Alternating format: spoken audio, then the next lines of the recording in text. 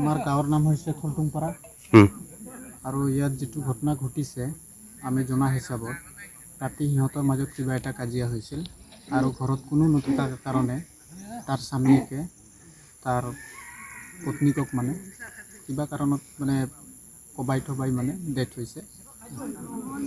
মুণ্ডা খগেন মুণ্ডা। কি কাৰণে এনেকুৱা কৰিব পাৰে?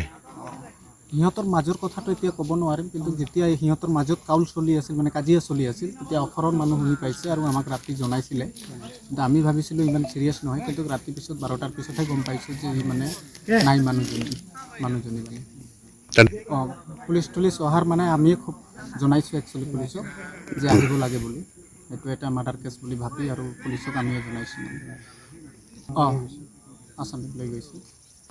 সেইটো আমি জনা হিচাপত কুঠাৰেৰে কোবাইছে যেন লাগি আছে, মানে হাতটো এটা ভাঙি গৈছে তো সেইটোতো তেনেকুৱা লাগি আছে আৰু পিছত কঁকালত মাৰিছে, কঁকালত মাৰাটো সেইটোও মানে তেনেকুৱা সন্দেহ মানে কুঠাৰত কিবা এটা তেনেকুৱা লাগিছে বুলি যেন লাগি আছে মানে, আৰু এনেকুৱা লাঠিৰেও মাৰিছে মানে হতালত মানে এনেকুৱা।